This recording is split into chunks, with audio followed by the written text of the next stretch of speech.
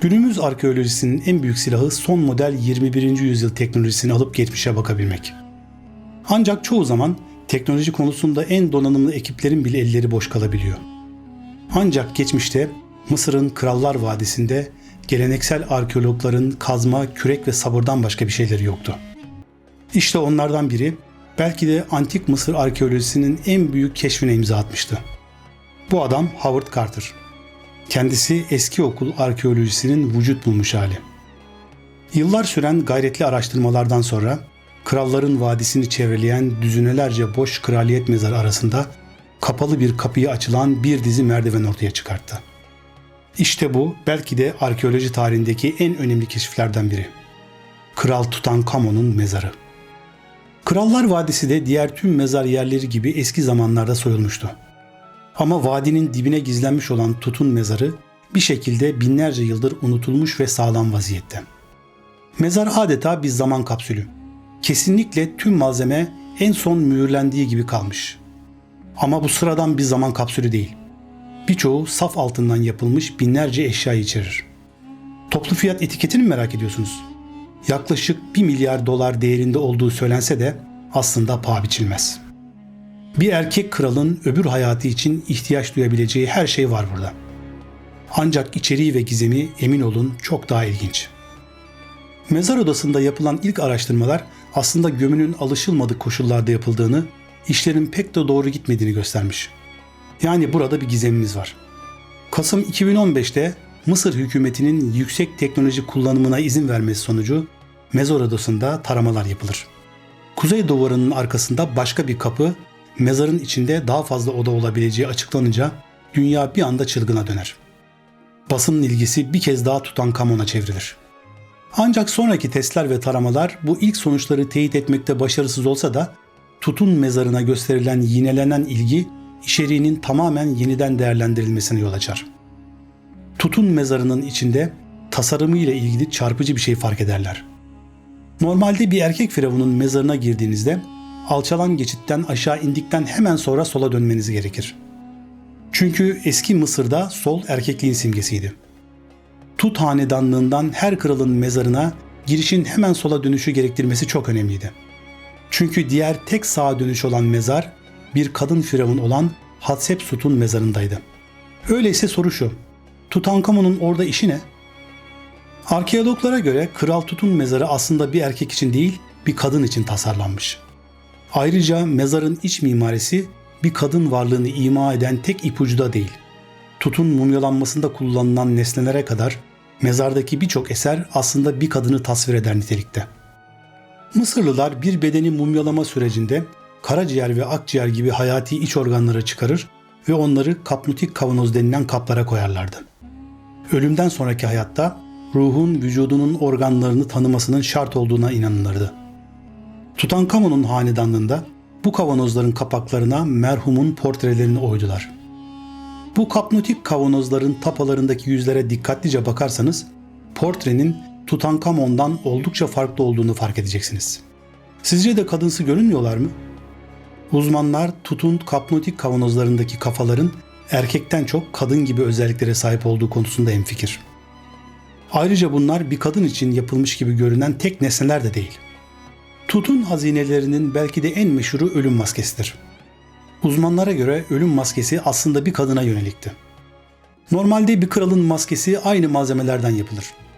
Tut'un maskesindeki yüz için kullanılan karat altın, maskenin geri kalanı için kullanılan ayar altından farklıdır. Ayrıca yüzdeki işlemeler başlıktan farklıdır. Yüzdeki kakmalar yarı kıymetli taş, başlığın üzerindekilerse renkli macun. Mısır bilimcilerine göre yüz başlangıçta başlıktan ayrıydı. Birbirine sonradan kaynaklandı. Yani iki farklı parçanın birleşimi. Bir ipucu da maskenin başlığının kulaklarında. Kulak memeleri çok ilginç çünkü kulak başlangıçta delinmiş. Üç boyutlu sanatta erkekler normalde kendilerini delikli kulaklarla temsil etmezler. Delinmiş kulaklar yüzün aslında başlığın geri kalanına ait olmadığını ve başlığın bir kadına ait olduğunu gösteriyor. Tut'un mezarında sahibi muhtemelen kadın olan başka birçok nesne var. Peki bu gizemli kadın kim olabilir? Dünyanın antik Mısır hayranlığı 1798'de Napolyon Bonaparte'ın Kuzey Afrika'yı istilasıyla başladı. Hatta Fransızlar bunun için bir kelime bile buldu. İciptomania. Kahire'deki yepyeni 1 milyar dolarlık müze, Tut hayranları için mutlaka görülmesi gereken bir yerdir. Tut'un mezarından çıkan 5400 neslinin tamamı dahil daha önce çıkarılmış binlerce eseri ev sahipliği yapar. Şimdi mezarın gizemli kadınına dönecek olursak, işte bu müzede toplanmış birbirinden değerli eserlerden, mumyalardan biri burada bize ışık tutacak. Mısır bilimcilerine göre daha önce bulunmuş bu kadın mumyası sıradan bir mumya değildir. Daha ziyade hayatı Tutankamon'la iç içe geçmiş bir kadın. Bu pektoral iyi şans tılsımı olarak adlandırılan, göğse takılan bir tür kraliyet takısı. Kral Tut'un mezarında da bulunan bu takının başlangıçta başka biri için yapıldığına inanılıyor. Çok dikkatli bakarsanız Tut'un adının asıl sahibinin üzerine kazındığını görebilirsiniz. Görünüşe göre Tut'un hazineleri ilk olarak bir kadına aitti. Yüksek çözünürlükte büyütüldüğünde kocası için yararlı yazıyor. Bu da önceki sahibinin kadın olduğunu kanıtlıyor. Bu gizli hierogliflerde yazan tek bir isim var. Nefer-Neferuat'ın. Orada yazan tam metin Nefer-Neferuat'ın sevgili kocası için faydalı. Nefer-Neferuat'ın Tutankamon'un üvey annesinin adının ilk yarısıdır. Antik Mısır'ın en ünlü kraliçelerinden biri. Kraliçe Nefertiti. Nefertiti'nin bir asır önce keşfedilen kireç taşı büstü belki de gezegendeki en tanınmış yüzlerden birine sahiptir. Nefertiti kesinlikle eski Mısır'ın en ikonik kraliçesiydi. Harika bir güzelliğin vücut bulmuş hali. Adı sadece bu göğüs yazısında değil, Tut'un mezarındaki birçok gömü nesnesinde de görünüyor. Peki, Tut başlangıçta üvey annesi için tasarlanmış bu odaya gömülmüş olabilir mi? Bu soru Mısırlı bilim adamları için şaşırtıcıydı. Çünkü birçoğu Nefertiti'nin Krallar Vadisi'nin yakınlarında değil, Amarna'nın 250 mil kuzeyinde gömüldüğüne inanmaktaydı. Nefertiti, Tut'un babası tartışmalı kral Akhenaton'la evlendi. Ölmeden 12 yıl önce Akhenaton kraliyet ailesini bu çorak araziye getirdi. Amacı tek bir tanrıya adanmış yeni bir başkent inşa etmekti. Mısır'ın eski tanrılarına ibadet etmeyi yasakladı ve Mısırlıların sadece güneş diski Aten'e ibadet etmelerini emretti. Elbette Akhenaton'un birkaç karısı vardı ama Nefertiti onun ana kraliçesiydi. Amarna şehri, kraliyet çiftinin Aten'in ışığında banyo yapan çocuklarının görüntüleriyle süslüdür. Aten'le çok yakın bir iletişimde tasvir edilirler. Akhenaton kendi statüsünü ve kraliyet ailesinin statüsünü saf tanrıya yakın bir şeye yükseltir. Tutankamon babasının devriminin ortasında Amarna'da doğdu. Hatta Tutankamon doğduğunda başlangıçta ismi Tutanhaten'di. Yani Aten'in tek tanrı olduğu, Akhenaton'un dinine mükemmel şekilde uyan Aten'in yaşayan imajı. Daha önceleri uzmanlar Nefertiti'nin hem kocası Akhenaton'dan hem de Kral Tutankamon'dan önce öldüğüne inanıyorlardı.